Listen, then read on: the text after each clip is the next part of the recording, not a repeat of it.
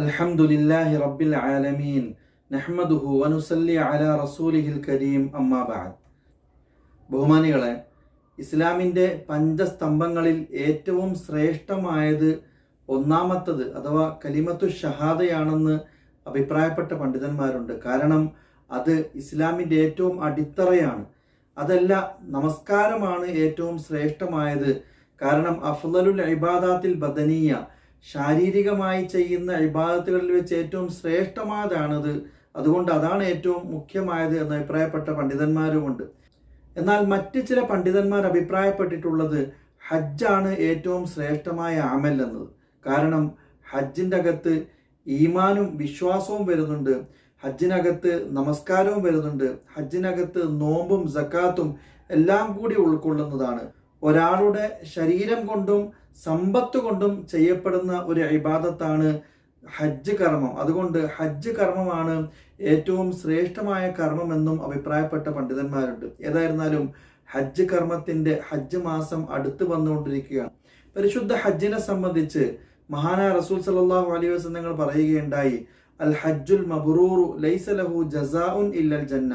നന്മ നിറഞ്ഞ പുണ്യം നിറഞ്ഞ ഹജ്ജിന്റെ പ്രതിഫലം സ്വർഗമല്ലാതെ മറ്റൊന്നുമില്ല. പൂർണ്ണമായ ഒരു സ്വർഗം തന്നെ ഹജ്ജിന്റെ പ്രതിഫലമായിട്ട് അല്ലാഹു സുബ്ഹാനഹു വ തആല നൽകുന്നതാണ്. മറ്റൊരു ഹദീസിൽ കാണാം, മൻ ഹജ്ജ ഫലം യർഫുസ് വലം യഫ്സുഖ് റജഅ കയൗമി വലദത്ഹു ഉമ്മുഹു. ഒരാൾ ഹജ്ജ് ചെയ്തു, അയാൾ കുറ്റകരമായ കാര്യങ്ങളിൽ ഏർപ്പെട്ടില്ല, പാപകരമായ കാര്യങ്ങളിൽ ഏർപ്പെട്ടിട്ടില്ല, അങ്ങനെ ഹജ്ജ് കർമ്മം നിർവഹിച്ച് മടങ്ങി വരികയാണെങ്കിൽ തീർച്ചയായിട്ടും ഒരു മാതാവ് പ്രസവിച്ച കുഞ്ഞിനെ പോലെ പാപങ്ങളിൽ നിന്നും പരിശുദ്ധനാണ് അയാൾ. ഇത്തരുണത്തിൽ ഒരുപാട് പ്രതിഫലാർഹമായ ഒരു കർമ്മമാണ്, ഒരുപാട് ശ്രേഷ്ഠതയുള്ള ഒരു കർമ്മമാണ്. ശാരീരികമായി കഴിവുള്ള, സാമ്പത്തികമായി കഴിവുള്ള, യാത്രാപരമായി പ്രയാസമില്ലാത്ത ഒരു മുസ്ലിമിനെ സംബന്ധിച്ചിടത്തോളം ജീവിതത്തിൽ ഒരു തവണ ഹജ്ജ് കർമ്മവും ഉംറ കർമ്മവും നിർവഹിക്കൽ നിർബന്ധമാണ്. വലില്ലാഹി അലന്നാസി ഹജ്ജുൽ ബൈത്തി മനിസ്തത്വഅ ഇലൈഹി സബീല.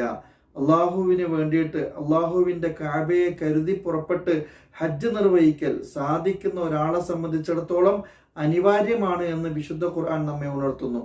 അതുകൊണ്ട് ഹജ്ജ് കർമ്മം ചെയ്യാത്ത ആളുകൾ എത്രയും പെട്ടെന്ന് ഹജ്ജ് കർമ്മത്തിന് വേണ്ടി നിയത്ത് ചെയ്യുക. പലപ്പോഴും നമ്മുടെ സഹോദരങ്ങൾ പരമാവധി ജീവിച്ച് ജീവിതത്തിന്റെ ആസ്വാദ്യങ്ങളൊക്കെ ഉൾക്കൊണ്ടതിന് ശേഷവും ഏറ്റവും അവസാനമായി ചെയ്യുന്ന കർമ്മമായിട്ട് ഹജ്ജ് കർമ്മത്തെ മാറ്റിവെക്കാറുണ്ട്. എന്നാൽ അങ്ങനെയല്ല, മറിച്ച് ഏറ്റവും ആരോഗ്യമുള്ള സമയത്ത് തന്നെ, സാമ്പത്തികമായിട്ട് ഏറ്റവും കഴിവുള്ള സമയത്ത് തന്നെ ആ കർമ്മം നിർവഹിക്കുവാൻ വേണ്ടി ശ്രമിക്കുക.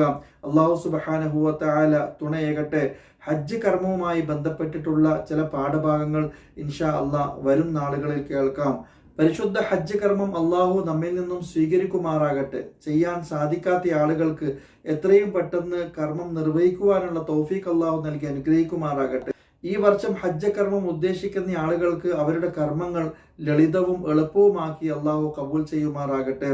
വാഹിറു ദഅവാന അനിൽ ഹംദുലില്ലാഹി റബ്ബിൽ ആലമീൻ.